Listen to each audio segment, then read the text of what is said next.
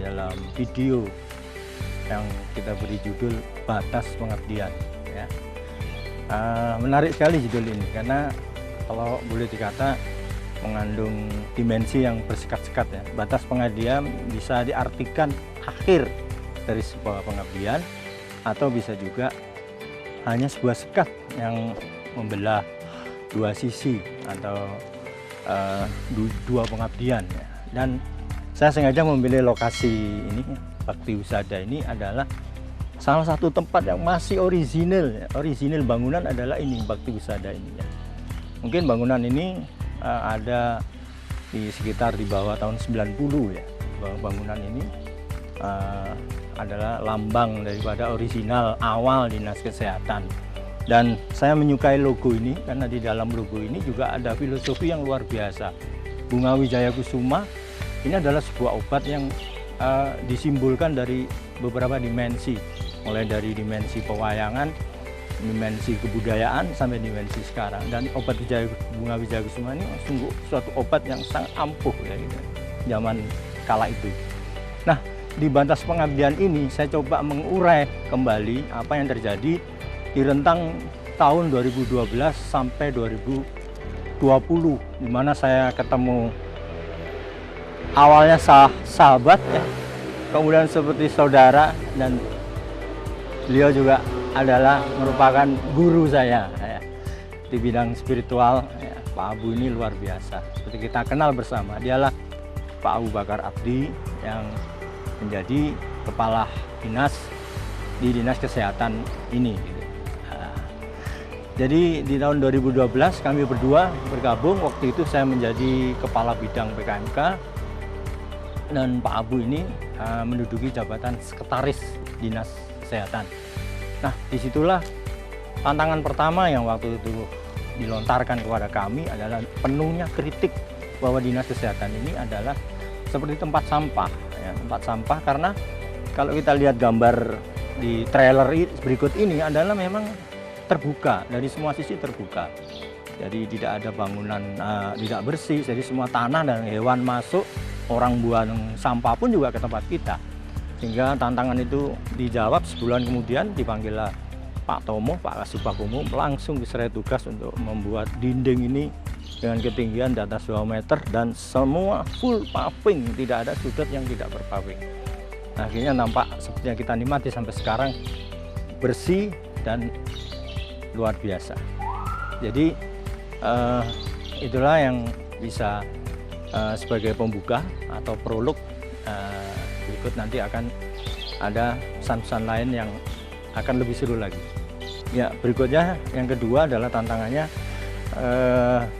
ketika kita habis pelantikan, nah tentu 3 hari berikutnya Pak Abu memerintahkan apa Cak kira-kira branding atau terobosan yang akan kita buat, inovasi. Nah, waktu itu spontan saja saya mencoba mengusulkan pelayanan kesehatan di tempat keramaian ya. Masih ingat waktu itu judul namanya kita berikan ambulan Yanmai atau pelayanan di tempat keramaian. Tapi Pak Abu waktu itu kurang setuju ya. Beliau merubah, kok nggak enak ya Yanmai. Dia mencoba mencari nama-nama dalam bahasa lokal, bahasa Madura. Yaitu dia ambulan, ambu, terus ketemulah ambu gelu itu. Jadi makna ambu gelu adalah berhenti sejenak, di mana kita mengistirahatkan segala aktivitas, dan kemudian filosofi yang paling besar di situ adalah introspeksi kepada diri kita, apa yang sudah kita lakukan, dan berikutnya adalah apa kesehatan kita sehat, sehingga lahirlah konsep ambu gelu itu. Awalnya konsep ini disodorkan ke Pak Bupati, ternyata ACC, dan mengeksekusi di bidang administrasi waktu itu ada Mas Ading ya. Mas Ading masih di staf perencanaan. Beliaulah yang mengerjakan administrasi dan penjelasan daripada konsep ambu gelu. Ambu gelu inilah sampai sekarang sukses dan masih bertahan. Kemudian bergabunglah Promkes dengan program pelayanan kesehatan tradisional. Di situ ditampilkan seni budaya sehingga menjadi kesatuan yang luar biasa, apik sekali sampai sekarang, dan pelayanan ini dapat dirasakan oleh masyarakat Situbondo. Ambu gelu ya. Itulah pelayanan inovasi yang ditawarkan pada saat itu. Nah, kali ini kita ada di Peneng, sebuah Peneng. Ini IPASS. Ini adalah penanda bahwa kita pernah bekerja sama dengan Australia di bidang kesehatan. Australia Indonesia Partnership for Health Strengthening System, IPASS. Kalau bicara IPASS, kita ingat salah satu figur yaitu Pak Bobi. Ya, Pak Bobi ini Arema. Beliau yang menjadi komandan harian atau kalau dikenal District Implementing Unit. Dialah yang mengelola pekerjaan sehari-hari dari IPASS ini ke Dinas Kesehatan, mengeksekusi dan sampai selesai.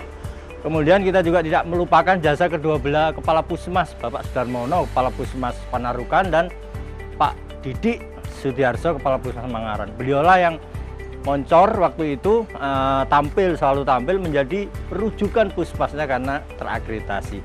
Nah, lebih lanjut daripada IPASS, yaitu ketika kita dimentori oleh IPASS, banyak hal yang menurut saya luar biasa. Waktu itu tahun 2013 saya diperintah oleh Bapak Kepala Dinas menjadi program manager, dan kita melakukan rekonsolidasi dengan Kementerian Kesehatan, juga diterima oleh teman-teman IPASS, dan mendaratlah IPASS di Kabupaten Situbondo. Banyak sistem yang sudah lama tidur atau tidak bekerja dibenahi oleh IPASS. Dan tokoh fenomenal yang paling luar biasa waktu itu adalah kehadiran Profesor Dr. Asko Badgani. Ya.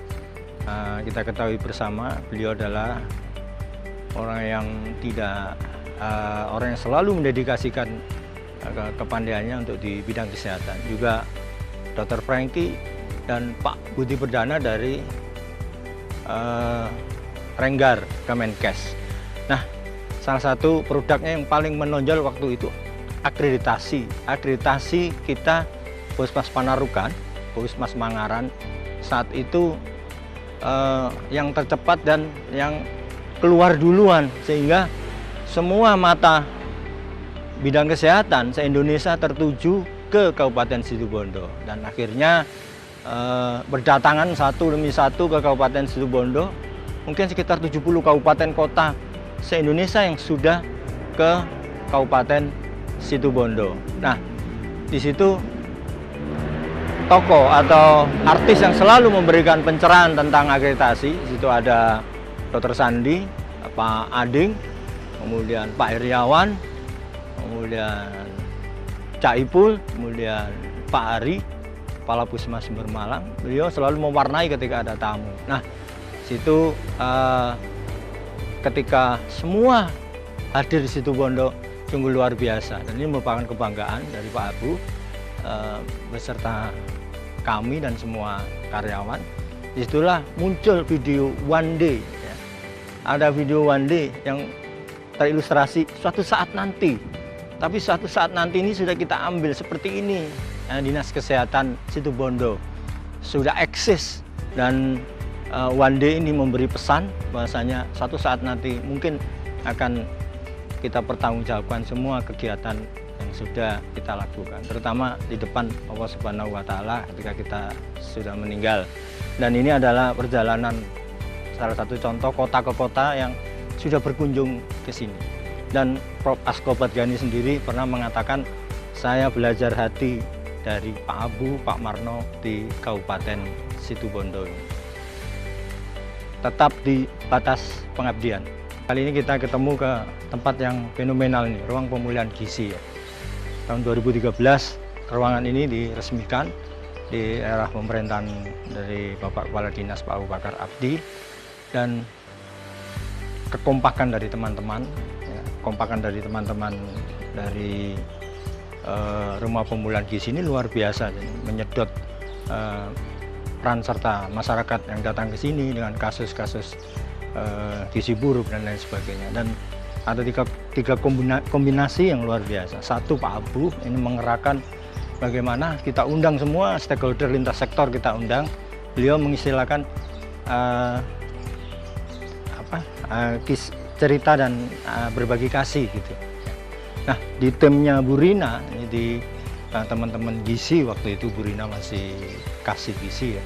Ini juga sungguh luar biasa, menyiapkan segalanya, mulai dari paket-paket yang akan diberikan, pelayanan kesehatannya, ruangannya, dan akhirnya semua tamu dari Situbondo maupun dari luar kota berkunjung dan menjadi tempat pembelajaran di ruang pemulihan RPG ini. Di tengah-tengah cerita rumah pemulihan gizi ini ada 2 video yang menarik. Satu adalah Mimpi yang Hilang. Mimpi yang Hilang ini saya juga tidak mengira ketika saya membuat ini. Awalnya judulnya adalah Oh Anakku, atau aku kau tinggal pergi, dan sederhana, tapi kemudian saya kurang pas, akhirnya saya rubahlah Mimpi yang Hilang. Dan video ini sudah disaksikan mungkin boleh dikata ribuan, dan pasti ada yang menangis.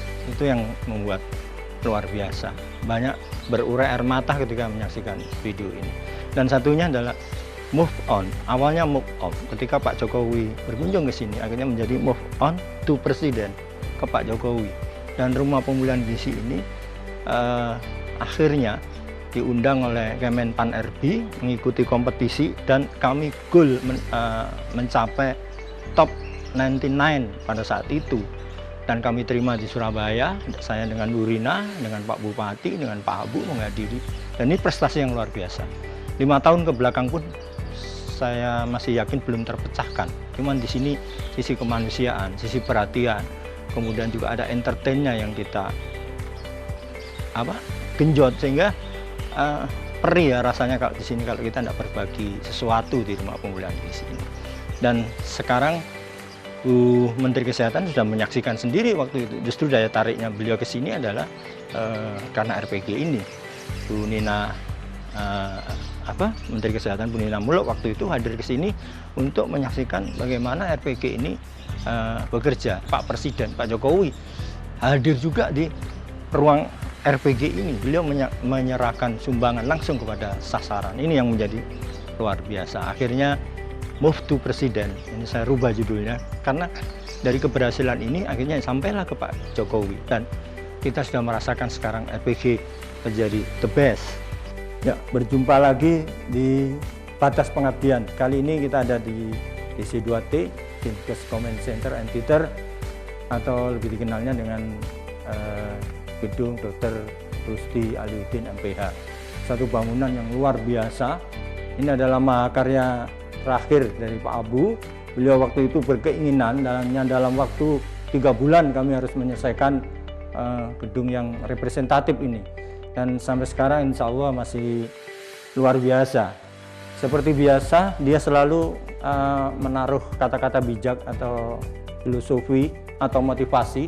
Kita lihat, be the first, be the best, be the different, atau yang berbeda, atau menjadi yang pertama, atau menjadi yang terbaik. Tinggal kita memilih yang mana. Namun bagi beliau untuk DC2T ini, beliau lebih condong mengatakan bahwa ini sesuatu yang berbeda. Nah, ini sungguh luar biasa statement dari seorang pimpinan yang berani mengatakan bahwa ini sesuatu yang berbeda. Nah, lebih ke pojok lagi kita lihat ada tulisan tangan beliau yang mengatakan bahwa ini adalah kenangan akhir zaman. Sepertinya beliau sudah merasa pada suatu saat nanti beliau akan bergeser. Namun kenangan akhir zaman adalah mengandung juga filosofi. Beliau menyoroti perilaku-perilaku masyarakat sekarang yang kadang-kadang kurang begitu bijaksana dalam menanggapi situasi baik kesehatan maupun situasi di dunia ini. Inilah DC2T. Nanti kita akan mengulas lebih jauh ke dalam. Ya, ini kita masuk lebih dalam ke DC2T. Sungguh luar biasa. Kita saksikan bersama interior DC2T. Kita lihat kursi-kursi daripada sebenarnya ini kursi dari mobil ambulan. Inilah ide brilian dari Pak Abu waktu itu, daripada tidak dipakai difungsikan sebagai tempat duduk atau kursi yang kelihatannya artistik banget dengan koreografi daripada ruangan ini. Seperti kita ketahui bersama, DC2T ini didukung dengan sistem peralatan canggih, IT yang canggih, juga kualitas Dolby Theater di sini juga tidak diragukan lagi. Di sini kalau ingat DC2T tertanam program SIMESEM. Nah, ketika bicara SIMESEM, saya ingat seorang teman namanya Mbak Ijai. Beliaulah yang memberi nama SIMESEM pada waktu itu. Nah, untuk jelasnya, SIMESEM itu apa? Sistem Informasi Manajemen Elektronik Situbondo Sehat Mantap Bro. Ya, luar biasa. Dan SIMESEM ini secara IT dan berproses terus membackup laporan maupun interaktif IT dengan Disduk Capil, dengan BPJS, dengan kantor Pemkab untuk program Smart Society yang dikembangkan di pemerintah kabupaten dan dikomandani langsung Bapak Ading selaku Kasubag Sunggram. Itulah ulasan kita di batas pengabdian kali ini. Kembali di batas pengabdian kali ini, saya akan mengulas 2019 HKN Hari Kesehatan Nasional. Itu ada beberapa hal yang awalnya saya menjadi aneh ya, karena 15 tahun saya tidak pernah menjadi ketua, selalu posisi sekretaris. Baru kemarin ditunjuk oleh Pak Abu menjadi ketua. Kemudian di awal perjalanan, kenapa HKN ini sulit? Sulit sekali saya mengeksekusi HKN ini. Tidak seperti biasanya, begitu lancar mengalir. Kali ini sulit, banyak benturan, banyak tantangan. Dan temanya sungguh menarik, yaitu before after better. Jadi dikandung filosofi adalah dengan adanya HKN, setelah HKN kita akan menjadi lebih baik dan lebih bagus lagi dalam berkarya gitu ya. Dan kemudian kami menunggu panduan, ternyata turunlah panduan itu. Nah, pada panduan itu saya merenungi logo HKN ini penting ya, logo HKN ini penting. Dan ternyata seperti yang topi yang saya pakai ini tersimbolkan dua elemen yang berjajar, kemudian satu titik di atasnya. Ini melambangkan dua energi, dua kekuatan, dua orang, saya simpulkan dengan satu posisi atau satu pemikiran, yaitu ada di Dinas Kesehatan. Siapa itu? Saya dengan Pak Abu. Waktu itu saya mengatakan kepada Pak Abu, kalau melihat lambang ini kayaknya kita akan berpisah Bang. Dan ternyata betul, beliau bergeser ke Dinas Sosial, saya memasuki batas usia pensiun. Nah, HKN kali ini juga sungguh mengejutkan, di luar dugaan. Ini paling rame, paling spektakuler, dan bahkan kita menyelenggarakan 2 hari berturut-turut sampai tidur di Dinas Kesehatan di masing-masing stand, dan kita lihat banyak informasi masa lalu yang kita dapatkan di HKN ini ya, 2019 ini. Ke-55 ini angkanya juga begitu, 55 punya kekuatan yang sama, tidak tahu ya. Jadi sepertinya semua sudah diatur dan itu sebuah kehendak Allah Subhanahu wa Ta'ala. Saya jadi ingat dulu ketika saya kembali ke saya 2012 itu pernah bercanda sama Pak Abu. Candaan itu begini, Bang, kalau sampean pindah saya berhenti. Itu tahun 2012. Ternyata betul, saya laptop apa yang saya ucapkan ternyata betul. Pak Abu pindah, saya berhenti. Nah, inilah kekuasaan Allah Subhanahu wa Ta'ala yang sudah mengatur segalanya. Tentu di balik semua ini ada hikmah, ada kebaikan, dan juga ada pelajaran yang bisa menjadikan kita lebih bagus lagi. Nah, kembali ke Peter, ini luar biasa. Coba kita lihat penghargaan busana ya, nyanyi, kemudian stand-stand yang sungguh luar biasa. Dan 32 tahun mengabdi di Dinas Kesehatan, tidak ada yang sespektakuler HKN 55 ini. Saya kira teman-teman tetap semangat. Mungkin di HKN berikutnya saya tidak bisa berpartisipasi. Saya hanya mendoakan Dinas Kesehatan sukses selalu, tetap di batas pengabdian.